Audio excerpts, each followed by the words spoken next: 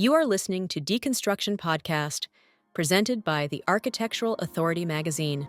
Regenerative thinking starts with the premise that, or regenerative design, that what we've been doing so far is flawed.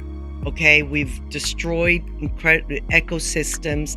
Biodiversity has been challenged by 60%. We continue to destroy forest and jungle. So something is flawed, something doesn't work. So it starts with the premise of humility. We can do more, right? Yes. We can do more than what we are doing.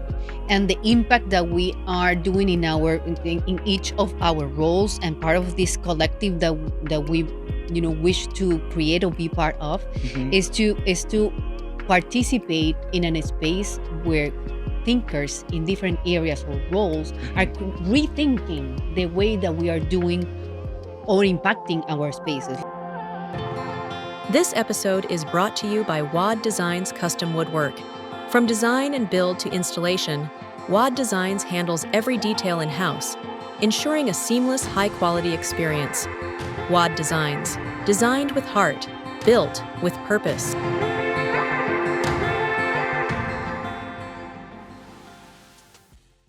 This is Deconstruction, a space where we explore the ideas, trends, and stories shaping the world of architecture, design, and construction. From creative vision to business challenges, we dive into everything influencing the industry and how to navigate it. This podcast is produced by the Architectural Authority magazine, a platform committed to supporting creators and giving voice to those who turn vision into reality. Today's guest is Jaya Kader, a graduate of Harvard's Graduate School of Design and founder of KC Architecture and the Regen Design Lab. Jaya has spent decades pioneering sustainable and regenerative designs, from Miami first LEED certified home to award-winning communities. Her work bridges ecology, spirituality, and social responsibility with the belief that architecture can heal and reconnect us to the living systems we belong to. In this conversation, we dive into what it means to be a regenerative practitioner and how design can restore ecosystems, communities, and the soul of a place. Welcome, Jaya. Thank you for being here. My pleasure. Thank you for inviting me, Adriana. Okay, perfect. So at the moment, we have a little bit of a debrief before. I want you to tell us, what is regenerative design? What is what it means to be a regenerative practitioner?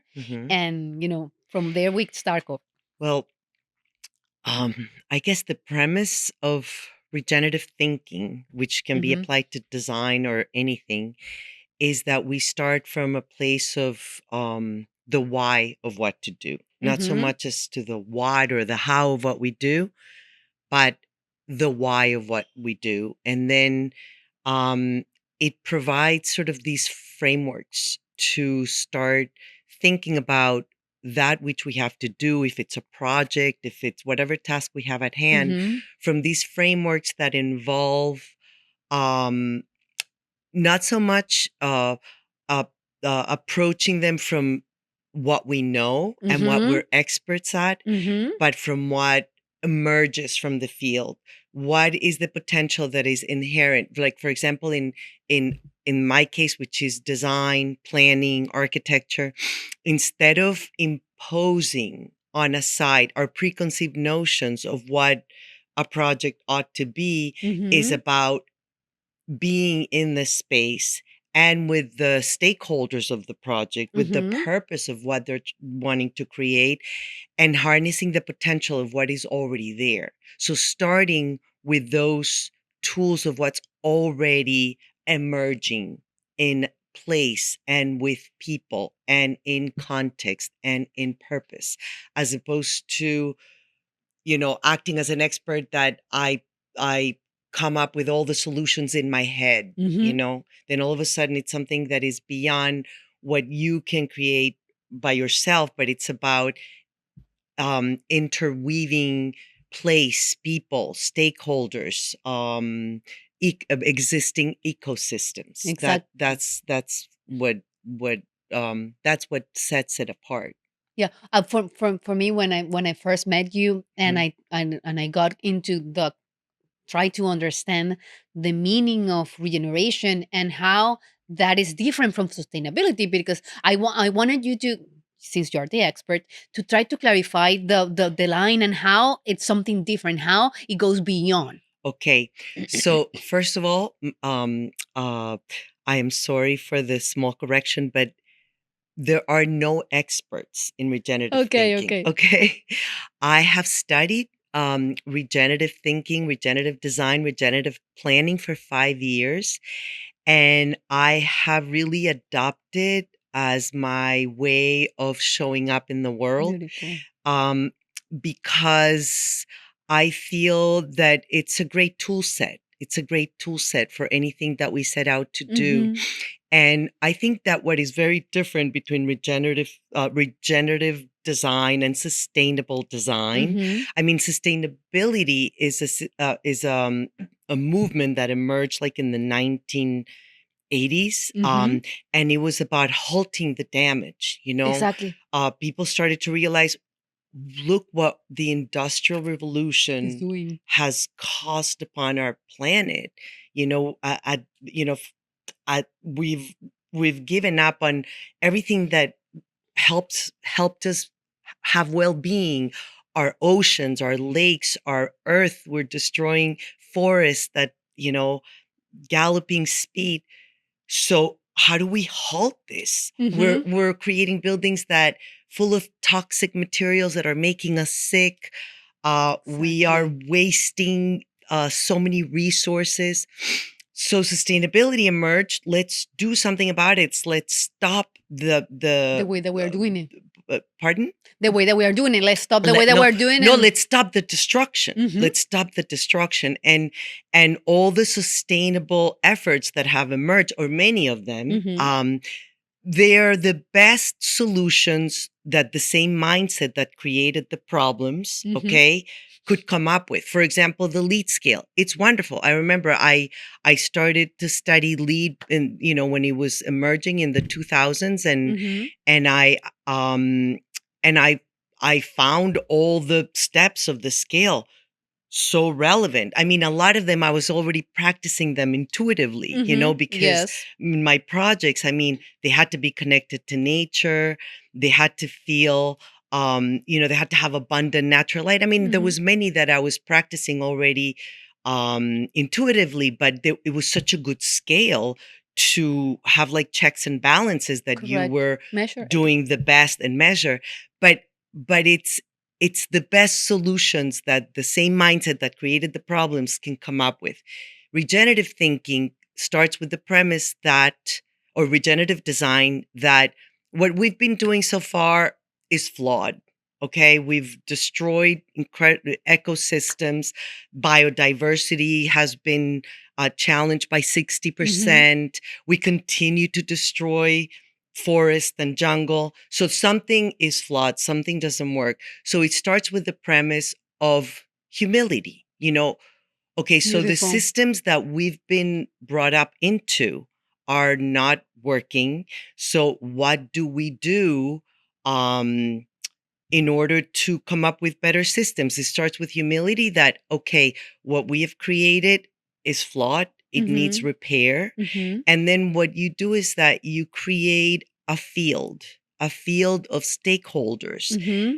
that um that contribute their skill sets and their expertise in different fields, even though there's not one expert that will emerge as the regenerative expert, but it's all this collection of people that have different skills, and you allow the new answers to emerge from the From the genius of the community. collective, Correct. from community Beautiful. like Thich Nhat Hanh, the spiritual master from Vietnam. He says that the new Buddha is not going to be a person, but it's going to be in the form of a community. Collective. It's Yes. it's it's a collective. It's time for us to stop thinking so much about, what I can do, but what I can contribute and how Mm-hmm. I can be of service to a larger purpose.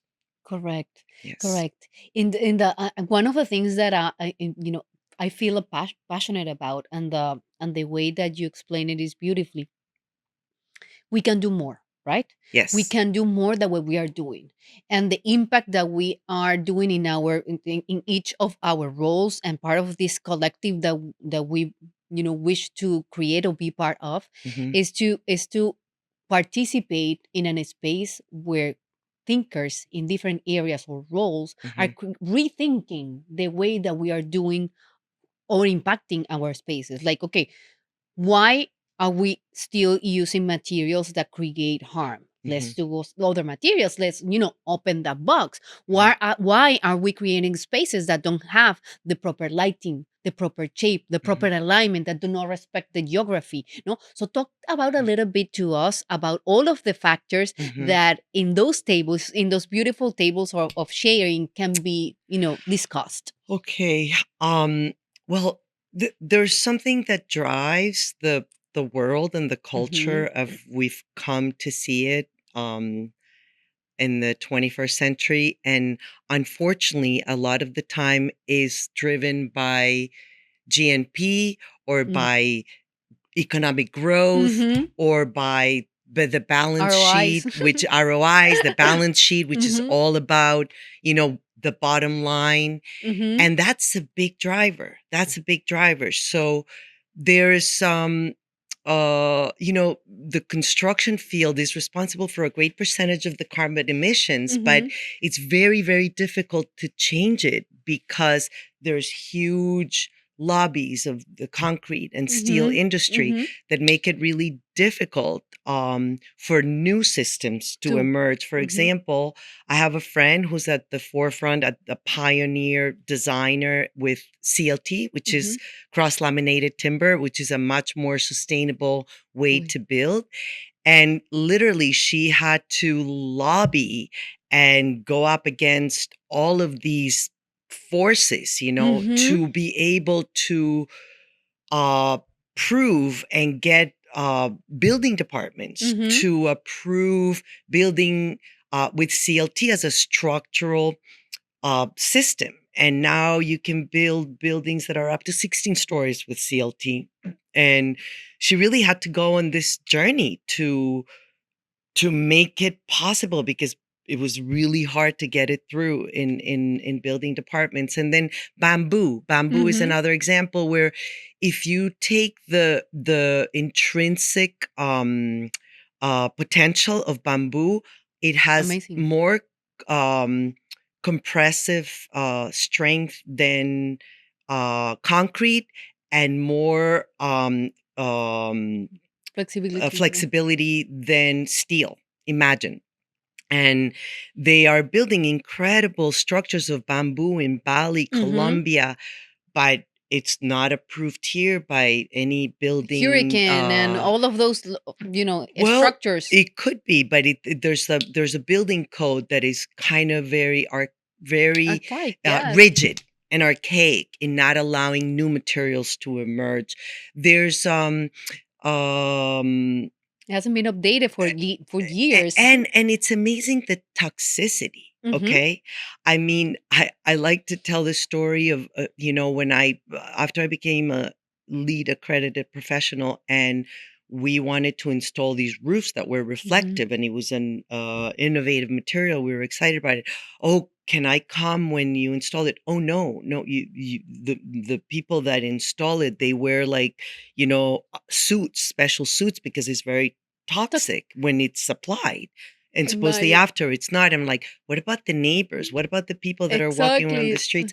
So more and more we find that there's so much Inconsistencies, no? toxicity and unhealthy methodologies. Mm-hmm. And also, I always wonder about this notion that we've kind of, with the international Mm-hmm. style, we've built like this very Sterile. sterile boxes, Mm-hmm. for human habitation, Mm-hmm. and we are children of the earth, and we Totally. evolved in natural, organic environments. And Correct. so I wonder how that framework of living in a box up high in the sky, how that affects our well-being and our nervous system. It And does.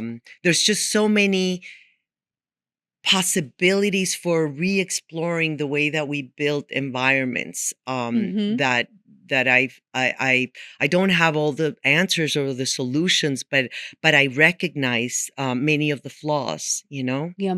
And now I do believe, and part of the conversation that we were having prior to Yes. starting the podcast was that the new movement of the recognition that we are not living a healthy life, and everybody Yes. going into the wellness, going into, researching how they can improve Yes. their weight, extending their lifespan, improving the way that they Mhm. live. Mhm.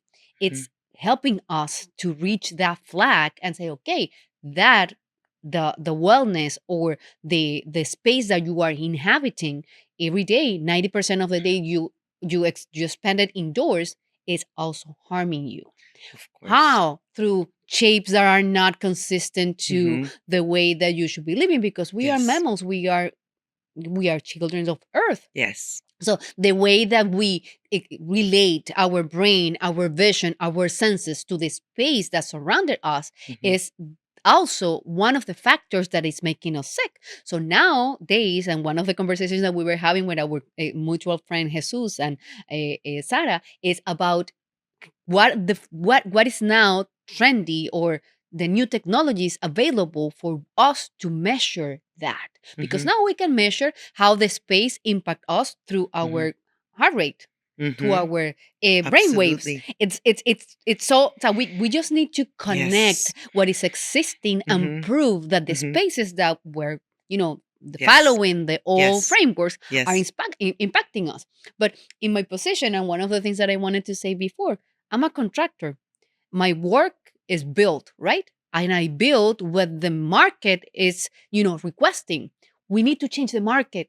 We need to change the way that the people is asking for the service. Precisely. So if people start asking, the customers start asking for healthier spaces, for spaces connected to earth, respectful, Mhm. that regenerate instead of, because sustainability is sustain. It sustains. It Mhm. doesn't it does not create that much of harm. Mhm. But in the area of regeneration, we are improving. We are giving back. So that is a Exactly. portion that I wanted to get out. We need to get people to understand that this is the new way that Mhm. we can build. Well, and that's the beautiful power that we have as designers, planners, Mm-hmm. because I mean it takes awakening See. to acknowledge the mega crisis that we're living at the intersection of Mm-hmm. health, equity, climate change. It takes awakening, Mm-hmm. because for those like I lived in the bubble of design and beauty for many years, Mm-hmm.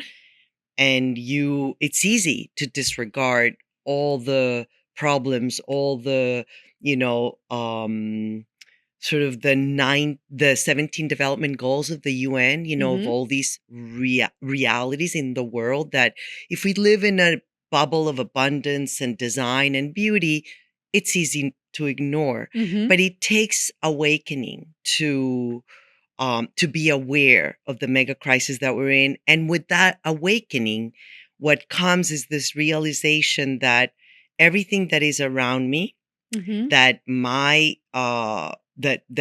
the reality that I'm living, I take responsibility. Mm-hmm. And it starts with self work, to know thyself. Like, I love to quote Rumi when I say this, because he has this quote that says, when I was young, I was wise and I wanted to change the world. No, when I was young, I was clever and I wanted to change the world. Mm-hmm. Now I am wise and I'm changing myself. So it starts Beautiful. with Yeah. self development, and then taking responsibility for everything in your reality. Mm-hmm. And whatever is not right, then you have the responsibility to change it by Mm-hmm. changing yourself, Mm-hmm. by changing, you know, whatever it is that is causing it, but taking the responsibility that you're the one causing it. Mm-hmm. And so then if you apply that to the collective, then we take collective responsibility for the state of our world that Mm-hmm. I'm sure many of us are not pleased with, at all those areas, not to mention war, politics.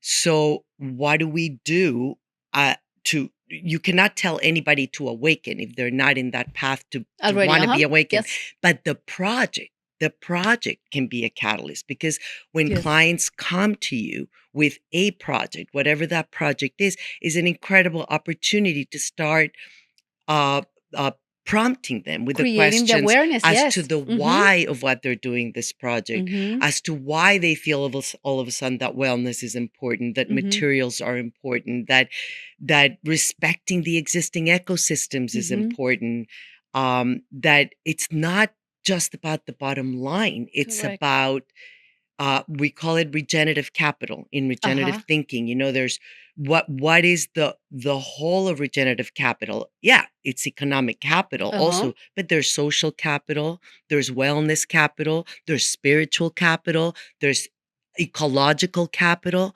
So when you bring all those capitals into the equation, then it gives you a great opportunity to Value. use projects as catalysts for transformation, for change. So it's kind of like we're those edge workers right there, Yes. that people can come to you with a project and you continue to do the status quo, or you can use that project to inspire. And Yes. for me, what architecture has always been, it's like an infinite source of inspiration, like Yes. places that I visit where I just feel in awe, and sometimes I get so emotional that I cry, because the spaces really have power to Beautiful. influence us and who we are. And we think as architects that we create spaces, but more than we create spaces, the spaces create us. True. And there's this whole field called neuroscience, Yes. where neuroaesthetics, sorry, where they're Neuroarchitecture, like yes, everything related with your perception. Yes. but also neuroaesthetics, where they've done a lot of studies of how spaces really affect our well-being Yes. in deep Yes. ways. And it's measurable And I now. wonder about people that live in these cubicles in buildings that all they're looking at is other buildings and surrounded by concrete. Of course they're going to get sick. That's Correct. not what supports our inner ecosystem. Nope. No, It no, really completely isn't. no. But that's how we're building cities, and it's about Totally. maximizing Cities, the profit, and everything. and building as much and as big as you can. And it gives me a lot of pain and anxiety to see, for example, how we're building cities in Miami, especially for cars. Yeah. I mean, Sure.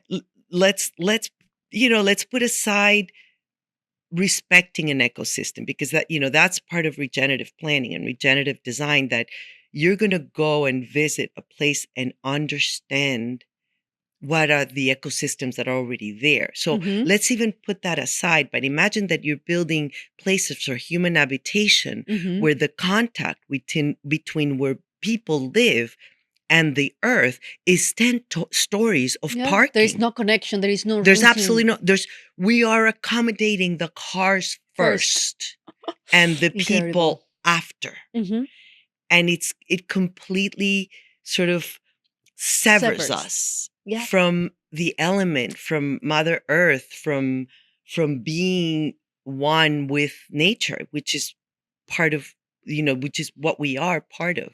Yes. One of the things that I do believe Yes. is not clear for the majority of the developers Yes. and people in the industry is how can we do this in a profitable way, because they tend to relate that being sustainable or taking an approach of regeneration can cost money and not be pretty. So I want you to explain a little bit and clarify that, because that's a lie. That's a lie, and it's part of the mission of being here talking about this, because we need to shift the mindset. Absolutely. Like Albert Einstein said, we cannot fix the problems with the same mindset that created the problems. So, so how do we shift the mindset Mm-hmm. that it's not just about the capital, Correct. the The financial the capital. financial capital. It's not just. I mean, there's There are other this. valuable There's the things. city of Bhutan that Mm-hmm. measures GNP in happiness, Uh-huh. as opposed to in Money in getting into your growth. account, exactly. Uh-huh. I was recently at a conference for initiatives for change, and there was a workshop on nature solutions. So now you know that there's all these things about carbon credits, Mm-hmm. and how we add that to the balance sheet, and they were pondering upon how to uh, how to deal with biodiversity. How do you add the concept that you're destroying biodiversity by doing subdivision after subdivision and destroying ecological corridors, Mm-hmm. all over the wherever How we're you're building. compensating, exactly. How How you're do you compensate that?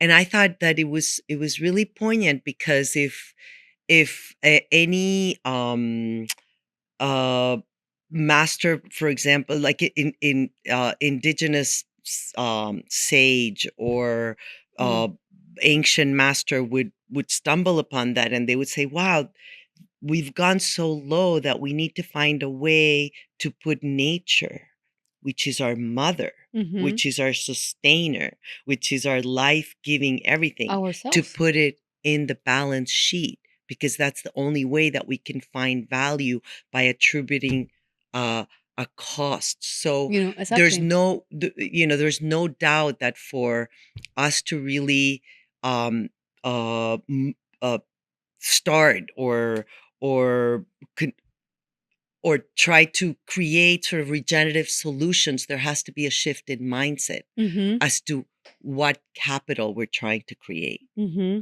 You know? And I think, based on what you said before, we are trying to create a capital based on alignment, based on coherence, Yes. based on feelings, based Yes. on health, right? How Absolutely. we feel when we get into a space. And Mm-hmm. if we start creating the consciousness Yes. around that, everything that we do, Mm-hmm. we are responsible for. Yes. Because once you buy a property, right? Mm-hmm. You buy the property has certain conditions. Mm-hmm. You are agreeing to what they are selling, and your responsibility starts there, Yes. because if you start changing your mind based on, okay, is this aligned with what I wanted to, believe, Yes. support? No. Okay, let's look for options, because now that we have met each other, we Yes. found much more people doing the same, looking for Yes. alternatives, Yes. speaking different words related to development, construction, design. And I do believe the raising of the consciousness is already there. So Mm-hmm. we just need to speak our Absolutely. word and try Yes. to attract through Yes. that message the Yes. right people and the Mm-hmm. right communities, because Yes. yes, the Yes. value is measurable in our happiness, in our health, and the Yes. way that we can measure now all Yes. these tools. And I do believe everything happens for a reason. We are here, and we, as a humanity, we needed to go through to all those steps of, destruction and mistakes, and to understand what we are doing and how we can change it, because black and white, good and, the light and the The dark, yin and right? the The yang. yin and the yang. So Mm-hmm. for me, it was required for humanity to go through that dark phase to get into the light phase. So now us, as an architect, or as a builder, as a developer, Mm-hmm. as a part of the collective, how we can, with this new mindset, transform. Let's talk about the beauty that we can create. Let's talk about the Yes. ideas. Well, regarding that premise of a land, of Mm-hmm. the acquisition Mm-hmm. of a property, Starting right? there, huh? For for a project. So um sometimes when it's infill, meaning that there was already something built there, then Mm-hmm. it gives us more um possibilities, because you already know that there was part of that land that was already built. Mm-hmm. When it's land that hasn't been touched upon, sometimes what it asks from us is just to let it be, Respected. just to respect it and let it be. And that's a lot of the conservation efforts and regeneration efforts. But I like to use a quote from, one of the world's most sort of organic architects, Frank Lloyd Wright, who said that buildings should grace and not disgrace their environment. Yes. So how simple and how Profound. timeless Yes. and how profound, that we sometimes I literally cry because I see so many beautiful sites be disgraced. Exactly. With damage. With projects that don't merit the really the land merits uh a a, a better companion, put it that way. And other times you go to a place where you feel, wow, this is in perfect harmony with place. Beautiful intervention. This really contributes. This really contributes not only to the ecosystems, but it contributes to our well-being when we visit these places. And so the comparison, between what architecture can do to grace a place versus what architecture can do to disgrace a place is so profound, that it's a calling almost. It's a calling to inspire more people to gain that consciousness that let's try to work with all the capitals when we do a project, and let's try to be of service with this project to a purpose that is greater than than profit and greater than egos, because that's another thing in our profession that is this so tangled up in egos. And I could tell you many stories about how I had to renounce to that, because the industry it is geared towards building your ego, because that's how that's how the capitalistic apparatus functions. So for me, it was like a huge exercise to kind of put the ego aside, and it's a daily practice. It's a daily practice because it's so ingrained in the system of architects, like the AIA. There's all these awards that architects apply to, and then we pat each other on the back. What a good project, what a good designer. But it has to be about how we are being of service to the world. It's impacting the world, because we can impact the world with our work, and that's part of the responsibility, the accountability and responsibility that that at some point got lost in translation. Because it's not about your name and doing beautiful things that gain a praise school of architecture. It's about the impact. It's about the impact to society, because we are individuals that through our roles and careers, we create the spaces where people is going to live. You impact everybody with the space that you are building. You are creating. Completely. You are creating their ecosystems. It's huge impact. Correct. So if we do not, take seriously the responsibility upon us with our career, we can do a lot of damage. And now we are picking up the pieces of a traditional, egotistic way of looking at architecture, and now we need to rebuild the new way that we are going to be in service. We need to rebuild the way that we are going to teach the students at the universities, because is this information about our responsibility as a human beings to the human society engraved in our education? Might not. It's more about the money, it's more about building, it's more about efficiency. Neither the codes are taking into consideration the human well-being, but safety, fire, AC, air, but not our balance, our health, in reality to energy, in reality to how we perceive the world that surrounds us. Right. So in your experience, that is, it's broad, what make you shift your mind? Because you told me the story about the beginning of your career and how now you are transitioning, but maybe through your story others can see the mirror that That's a good reflects. question. It's my path to Mm-hmm. regeneration. Uh-huh. So, um, I I mean, I grew up in Costa Rica, and that in San Jose, which is a city with very, very moderate climate. So just to start is you're always connected to the elements, Beautiful. and it's a country that is so abundant with natural resources.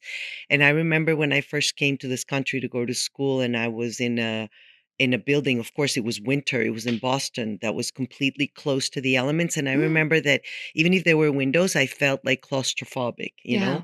So I know that intuitively I always had this kind of longing to connect with the elements, with the sky, Mm-hmm. a view of the sky, the trees, the air. I All the hate living in air senses. conditioning. I so many times I just have to walk outside just to feel the real Breathe. air. Uh-huh. So all these things I think came with me intuitively. I think growing up in Costa Rica, camping in Costa Rica, um, then I went to architecture school, and I I think that when I started to practice, especially when I came to Miami, I noticed the waste and I noticed the toxicity. Mm-hmm. And even though I always try to make my projects be really one with their environments, I felt that there was something that was like off. And that's when I learned about LEED. And Mm-hmm. immediately I became a LEED accredited professional. And that was like a great learning experience. But it was, and this is where I have to give credit to education, Mm-hmm. because I was invited to be part of my alumni council at the Harvard Graduate School of Design. And I remember that they had this initiative called Grounded Visionaries, and it was Beautiful. about all that architecture could do in the world beyond the bubble of abundance and luxury and beauty that I was Mm-hmm. living. And that just completely grabbed my heart and inspired me to use architecture as a Perfect. tool for service. And that's when I started in 2017 to try to do projects for impact. So I would subsidize uh, projects for impact with my luxury Wow. projects, and that's how I ventured to go to Africa Wow. for a school as catalyst. I participated in this resilient challenge program with the UN and the World Bank, and Beautiful. I was shocked that our studio was one of the winners because we were mostly doing luxury homes, and here was a challenge to create a home for resilience for the crisis of refugees in the world. and Wow. and that took me on a journey, because winning that Wow. competition, I went to the World Bank conferences, to the UN conferences, and that's when you start to gain awareness as Yes. to, wow, I really live in a bubble of abundance, of beauty, of design, of ego, and look at the state of the world. And that just started to raise the awareness. And I We think can do more. the final point, and then going to all of these conferences, then venturing, I also went to Vietnam Wow. with an NGO to do a pavilion for peace. This was an NGO that removes mines from the ground. And Wow. so, I mean, all of these experiences, it just was the best school for awareness. Reality check. Here you are thinking that you are contributing your time, that you're working pro bono, but what you're receiving in return is so far superior. Again, when you think about all the capitals, Change of not just mind. economic capital, It- but all the capitals, what I was gifting, in these projects, it was returning to me tenfold. And then Yes. finally, when COVID started in 2020, The biggest catalyst. the biggest catalyst, I first of all, I was a workaholic, and I realized that, that space that COVID gave me, to just be with myself and not run Exactly. places, even though we kept running our office through Zoom. Well, that was an amazing catalyst. But the second catalyst was that I was part of my alumni council, and we used to have meetings in person, but then all of a sudden the meetings were, via Zoom. And we decided to start this initiative called Design Impact, Wow. which was a series of panels Mm-hmm.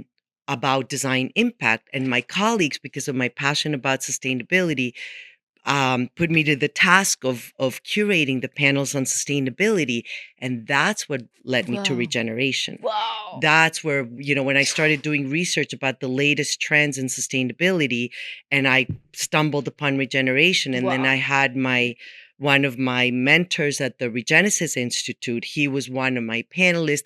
I invited indigenous leaders, circular economists, agricultural regenerative experts.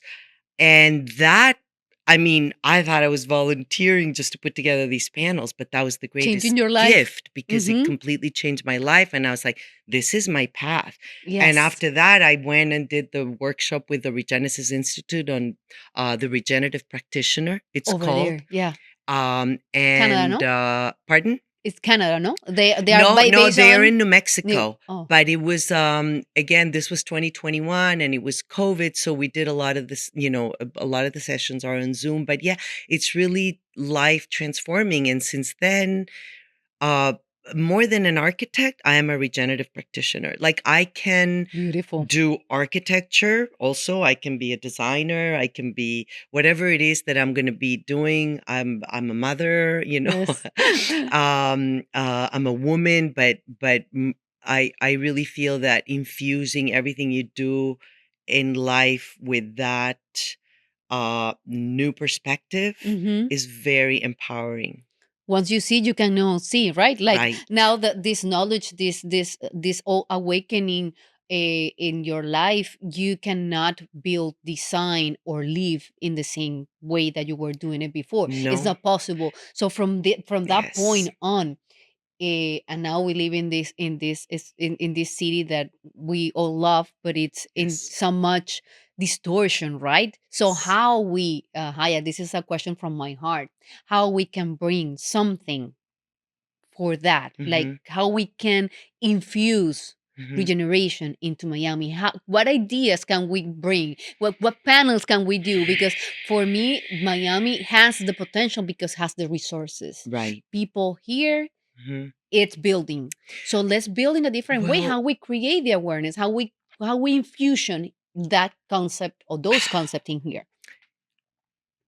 I don't think, you know, a, a teacher shows up when the student is ready, Uh-huh. So I feel that the best work that we can do is in transforming ourselves, transforming our First. practices, Mm-hmm. um, and and and putting ourselves out there, with the desire to be of service and let Beautiful. things come. We're uh, Beautiful. as women in very male dominated professions, Yeah, construction. architecture, construction, we have had to wear those suits. We've had to wear those suits that are very Armors. yang armor, that are Heavies. very male. And I'm Mm-hmm. not saying male in the sense of men or women. I'm saying yang. I'm Mm-hmm. saying Structure and structure, logic, Cartesian mm-hmm. thinking. And um, many of the world old traditions masters, they agree that what the world really needs is a balance, is a bigger balance between the yin and the yang, because for millennia the world has been in the hands of male energy, Yeah. which is all about, goals and success and direction and execution, which is very It's important. required to. But Mm-hmm. what is guiding that? You need Mm-hmm. the yin to emerge. So as women, what I would do is also is try to embody that. Try to embody, because there's so much yang in the world, in Miami, Mm-hmm. with all the towers going up, that I think that the best that we can do is to honor all those qualities that are more yin, like compassion, collaboration, Mm-hmm. nurturing, Mm-hmm. community, and let that, you know, sort of inform that force that will take over and implement and Mm-hmm. manifest. But I think that that is the best that we can do. Like, right, I remember when I was very active in my practice, I would, keep running to try to get projects, Mm-hmm. and because you have the overhead, Yeah, and you're in you have to the rat wheel. get another project and another project and another project. And now I feel that the best thing that I can do is just to um, sit with myself, continue to study, follow my curiosity to things that really make my heart sing. Yes. Architecture Yes. always did. It's just the combination of place, people, beauty, purpose, and then Wow. the awe, the sense Yes. of wonder when you stumble upon something so beautiful and so perfectly crafted, that it really touches your heart. There. And you know just continue to follow my curiosity for things that make me come Mm-hmm. alive. Yeah. And I found a lot in sort of ancient wisdom, Mm-hmm. or mystical traditions, yoga, the five elements. And in the end, it's to acknowledge that we're simply vessels. We're vessels, that we're here just sort of uh allowing through our being whatever it is that needs to come through us Mm-hmm. to emerge. And so what we do is that we enhance that vessel. And how do we enhance that vessel? By connecting to our heart, Yeah. and by uh, understanding our emotions, and by allowing that which makes us come alive to Manifest. emerge, to To manifest. manifest. Yeah. I think this is the perfect closing. Yeah. It's beautiful. It's beautiful because I'm totally aligned.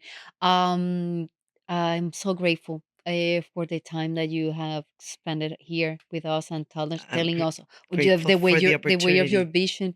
And if you have anything that you wanted to say to the younger generations, to the Mm, people that is outside, yes, looking inside them it's to find. precisely that. The way to connect to those higher faculties that we all have as human, but that have been trampled upon by a system that makes us only be efficient and productive and producing that, bottom Yeah, line. the spreadsheet. Um, Mm-hmm. the way to access the higher faculties so that we can be vessels is through our heart. It's not through our mind, it's through our hearts, Yes. and through Yes. really being in touch with our feelings and understanding what makes our hearts sing and what makes us come alive. So And follow that's that. my advice to younger generations, and to not be so prescribed Yeah. to a system that tells you that you have to do A, B, and No. C, and it has to be that way, and it has to, No. but to allow that flow Mm-hmm. of the yin and the yang, of the masculine and the feminine Mm-hmm. energies, to coexist within us, so Yes. that we can create balance in ourselves and then share that balance with the Yeah. world. Follow that your high excitement. That's so perfect because Yes. that's how I feel. Yes. Following my highest excitement is what now makes That's my heart sing. yes. That's how Perfect. I've operated. Thank And you. then it changes. Yeah. That's the amazing thing, Yes. that you realize We evolve. oftentimes you climb a wall and you say, because you were excited about Uh huh. climbing that wall, And because it then was, and I then know. why did I want to climb this wall? And then you have to rethink. And so many times it's like we elevate, and and we fall, and we go up and we fall, because we're learning what Mm-hmm. we thought that a certain thing would make us happy, but then it came with so many other things it breaks, and then we have to reinvent it and reinvent ourselves constantly. And I love quotes, and this one with from Winston Churchill is very Whoa. helpful. Success is going from failure to failure without loss of enthusiasm. Perfect. So here we are reinventing ourselves, how to take our skills and turn it into something new, and we will do it again and again and again. and again. Thank you, Jaya. Thank you for this time. Thank you for your interest and for your invitation. Thank you so much for listening to Deconstruction Podcast. Your 5-star reviews really help us continue what we do. Please rate your listening experience, and let's keep building this beautiful community together. For exclusive access to more design content, visit thearchitecturalauthority.com or download our app from the App Store or Google Play. Until next time, stay creative.